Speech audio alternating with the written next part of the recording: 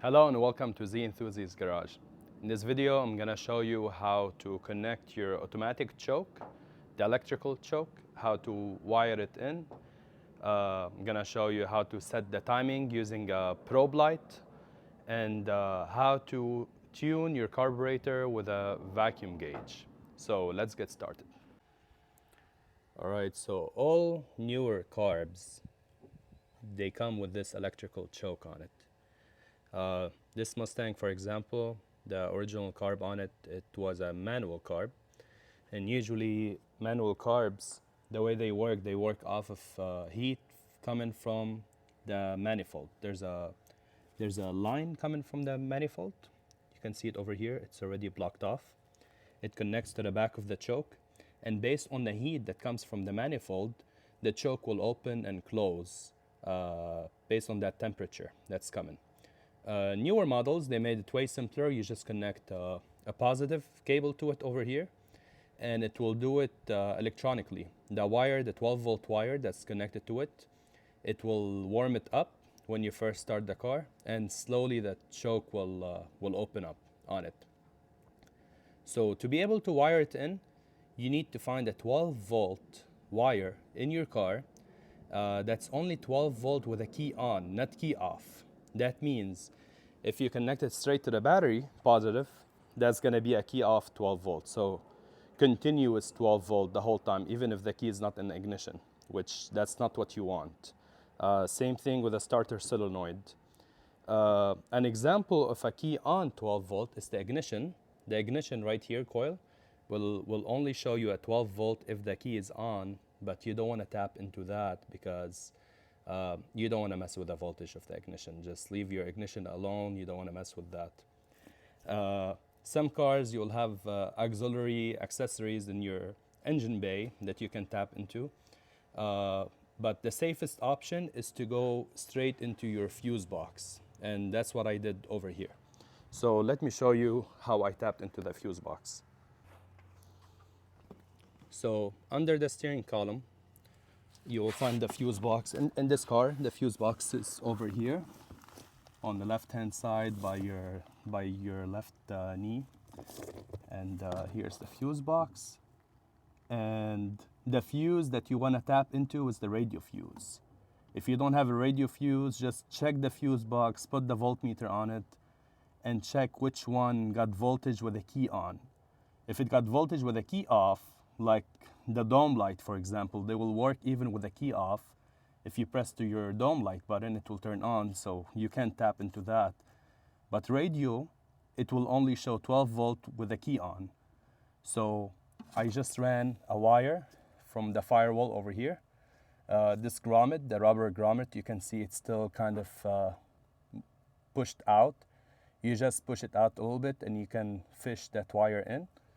And you just kind of wrap it around the fuse, as you can see over here. That's how I fished it in using this grommet. So now I'm gonna push it back in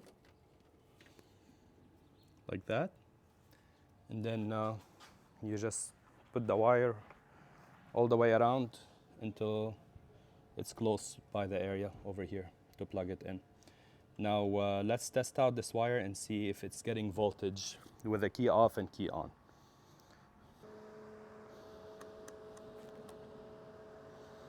So currently the key is off. I have the positive here on that wire.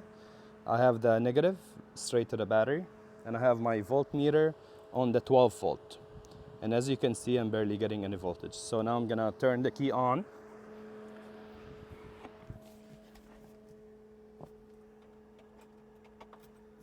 Key is on now.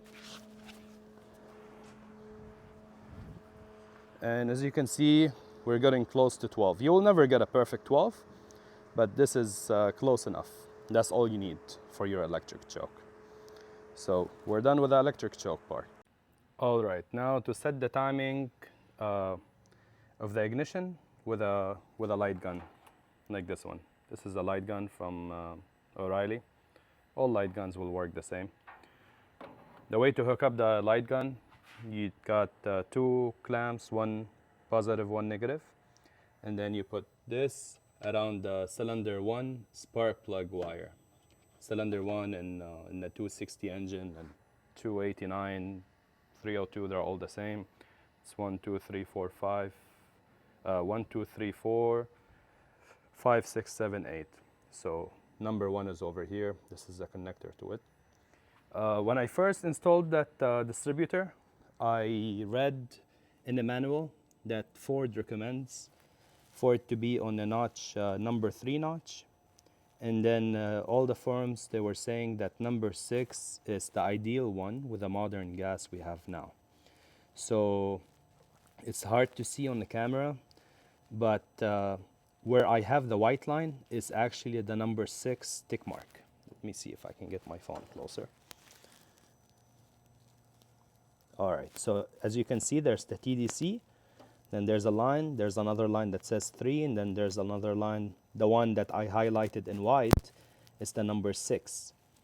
So I want to set it at the number 6. When I first put in my distributor, I put it on TDC, and then I put mark 6, and then this is when I inserted my distributor. Now, to time it, you loosen up that nut that's holding the distributor. It's a half an inch bolt, and just loosen it enough so you can kind of move it left and right.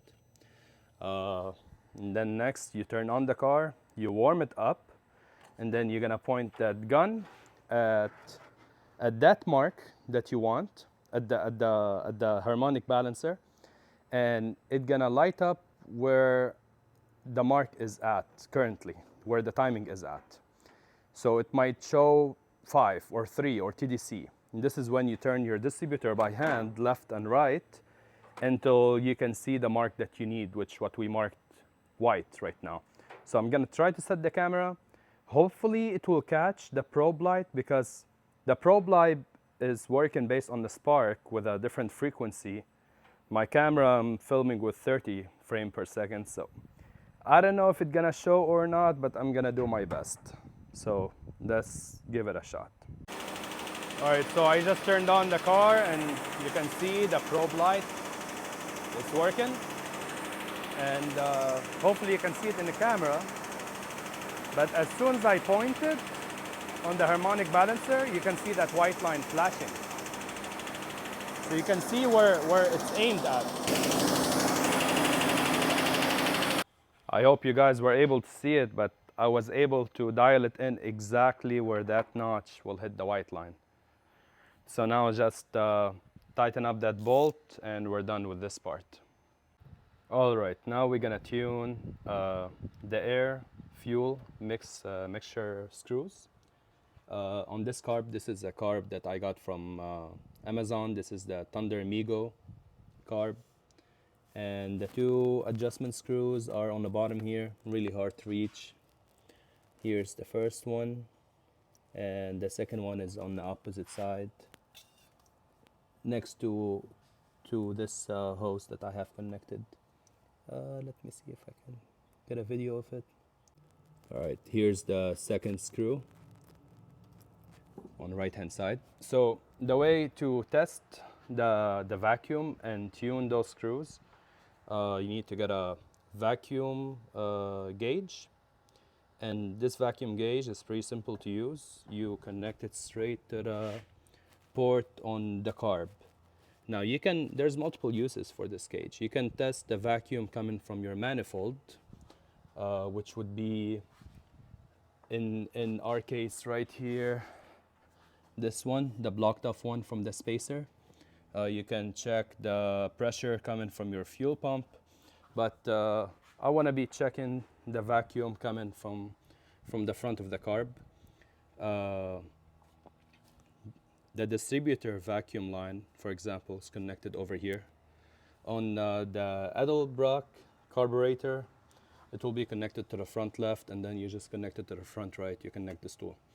So now we're gonna turn on the car, make sure it's warm, and we're gonna adjust the screw half turn at a time and see how it affects the vacuum. What you're trying to accomplish is to get the maximum amount of vacuum by adjusting those screws. And always remember to adjust both screws at the same time. If you do half a turn on the right side, do half a turn on the left side. Don't just adjust one screw all the way and then adjust the second one a little bit, because those screws are what's controlling the 2-barrel in this car. Even if you have the 4-barrel carb, same thing. There's only 2 screws. Every screw will adjust for 2 barrels. So keep turning the screw either clockwise or counterclockwise, whatever, making it get more vacuum. And then once you see it's getting less vacuum, turn it the other way. So I'm gonna turn on the car and start the process now.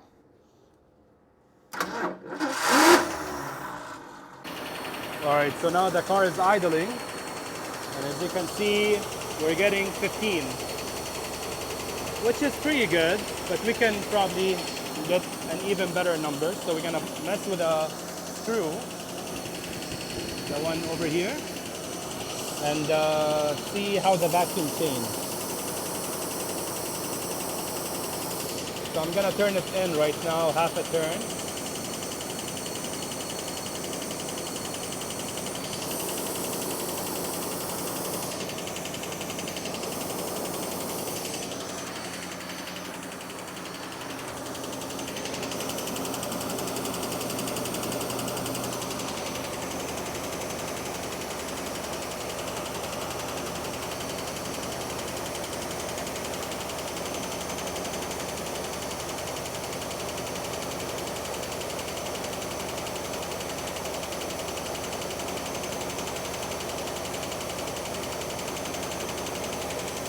Now we're getting a little bit more vacuum, which is what we want. I'm gonna turn this one as well. And so far, I'm just turning it clockwise.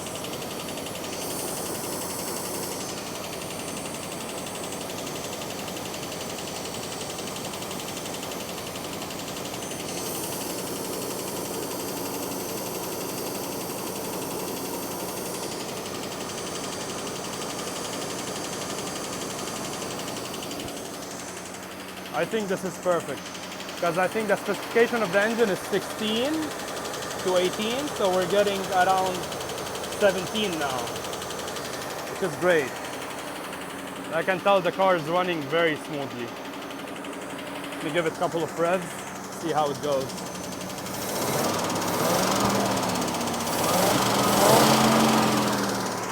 Very responsive now. Before it was bogging down, now I can tell the throttle is very responsive on it. All right, I hope you guys enjoyed this video and gained some knowledge. I hope I made it easy enough to understand. It is a confusing process. When I first was trying to learn how to tune a carb, I saw a lot of videos. The factory manual said one thing, the video said one thing. And it kind of got overcomplicated for no reason. So I tried to make it simple the way I explained it. And hopefully you guys would be able to tune it and make it better. This engine definitely felt better after I did all those tuning. So please like, share the video, comment, and subscribe for more content. Thank you.